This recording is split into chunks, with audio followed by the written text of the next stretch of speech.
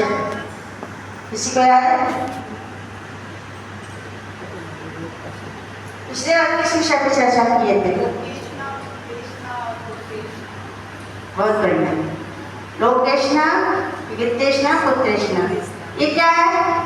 एशना माने इच्छा, लोकेशना माने समाज में नाम हो, यश हो, कीर्ति हो, इसकी कामना। दूसरा वित्तेशना क्या है? धर्म की कामना के लिए हम सारा जीवन मेहनत करते हैं, बूढ़े हो जाते हैं, चाबी संभलती नहीं, फिर भी हम गति छूटती नहीं है हमसे। सही है ना? अब जा करके सावलापुर के कई दुकानों में देखना, सेठ जी लोग बैठे होंगे, उनसे चाबी नहीं छूटती है। शरीर चलता हो ना चलता हो, तो वो क्या है? अंतिम समय तक मनुष्य के अंदर धर्म की कामना बनी रहती है। तीसरा पुत्रेशना, पुत्र की मोह माया में हम अपने जीवन व्यतीत कर देते हैं। एशना माने इच्छा।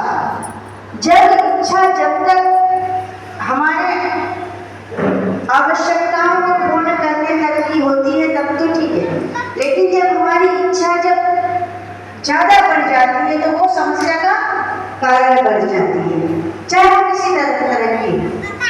अभी जो रामपाल जी जेल से आए हैं, इससे पहले जेल में किस लिए गए थे? वे लोगों को अमर करते थे 5 लाख रुपया लेकर, 10 लाख रुपया लेकर के।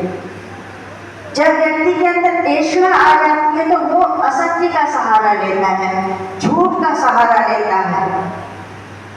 लालच बुरी बला है, ठीक है?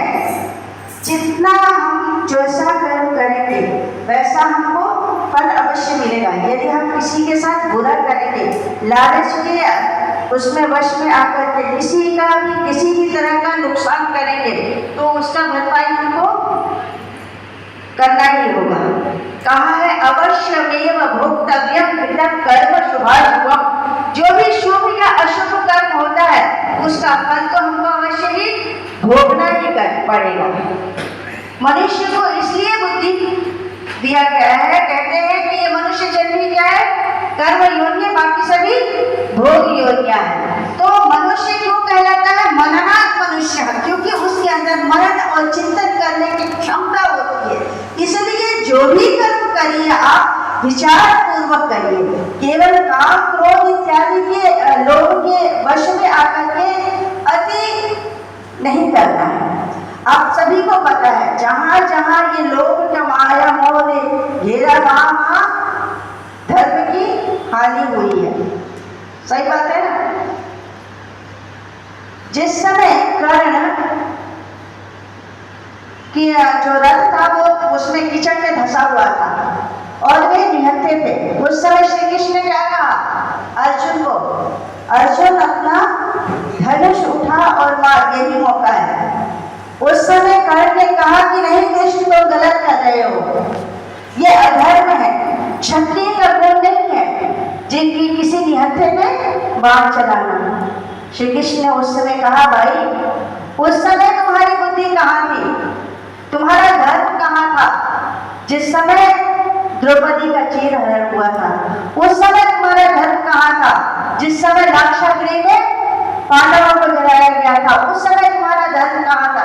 इत्यादि कई चीजों को उन्होंने ध्यान में दिलाया। तो व्यक्ति जब मोह में किसी के वश में आ जाता है, किसी की भावनाओं में जब बहने लगता है, तो क्या करता है? अधर्म कर देता है। अधर्म क्या होता है? हमारे विनाश का कारण बनता है। जो भी हम इस जन्म में करेंगे, धर्म पूर्वक करेंगे, उसका फल अवश्य ही मिलेगा। एक बहन मेरे से पिछली बार आर्य समाज में मिली थी, बोली बहन जी आप हमेशा धर्म की बात करते हो, कर्म की बात करते हो, आज जा करके देखो जितने भी गलत कर्म करने वाले वो हमसे ज्यादा सुखी हैं। हम सारा दिन धर्म के कार्य में करने में अपने परिश्रम करते हैं और जीवन फिर भी दुख में जी रहे हैं। मैंने बहन जी को बोला बहन, 3 प्रकार का कर्म होता है। कौन कौन सा? एक हमारा जो संचित कर्म है, जो संचित कर रखना है।